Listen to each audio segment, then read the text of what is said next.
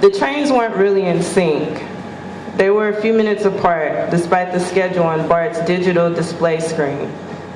Lois couldn't remember what side of the platform Tony told her to be on, so she stood in the middle near the elevators, not sure what to do next without drawing attention. "Yo, where are you?" Tony asked. Lois adjusted her phone's earpiece.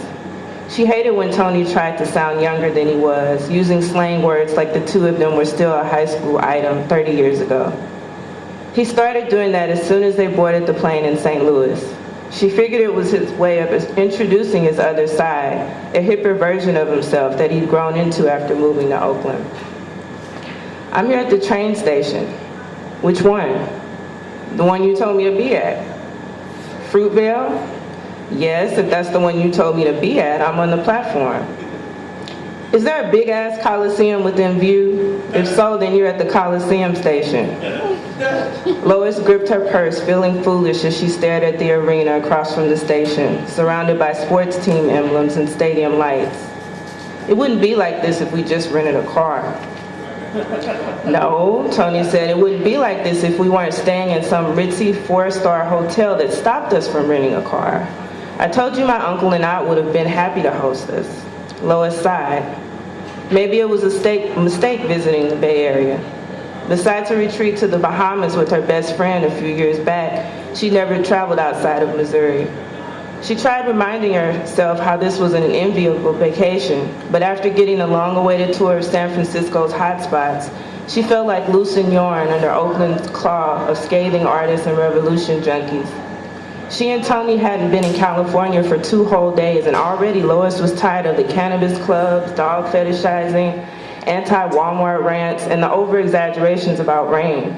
Not to mention the sauce over undercooked meat that everyone called barbecue.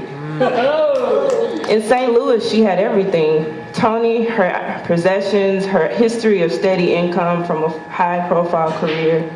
Here she learned fast that hair relaxers and designer clothes weren't a priority. No one cared if you were a condo-owning PhD graduate or a room renter who delittered the streets for a living. As long as you were a fan of independent film, never color coordinated your clothes, and had tried yoga at least once. "It's not that complicated," Lois told Tony. "I'm uncomfortable, okay? Don't expect me to mingle so fast." There was a patch of dead air on the other end. Lois could tell he'd stopped listening. "I'm hanging up now," she said. "Come find me later at the ritzy 4-star hotel." "Just turn around, woman." Lois did, and she saw Tony walking toward her at the other end of the platform. Tony's Raiders cap hung low over his boyish face, and for a moment, Lois saw Quentin all over him. She looked away before the memory of their son could harden her. "How long have you been over there watching me look like an idiot?" "Not long," Tony said. "You call anyone?"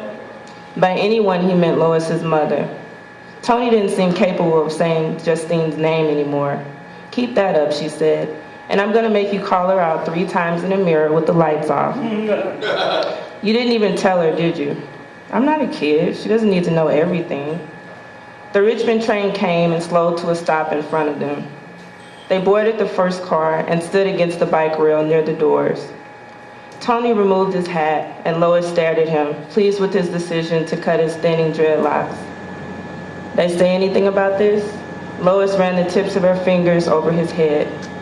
Finally, she could enjoy a piece of him left untouched by the women she imagined he dated, possibly loved. "It's the first time I've been called snazzy, if that's what you mean," Tony said. "Is that a compliment?" "Who cares?"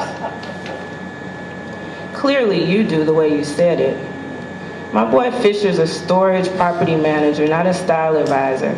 Besides him helping me clean out my unit, I didn't expect much else."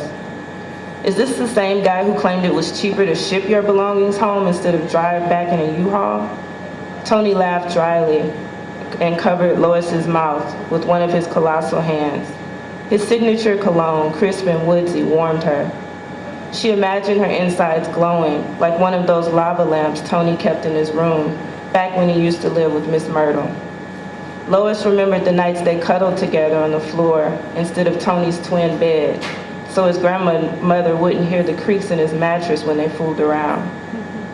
Together they watched globs of color inside the lamps embrace, dismantle, and reshape themselves as the two of them lay in the dark, listening to the radio.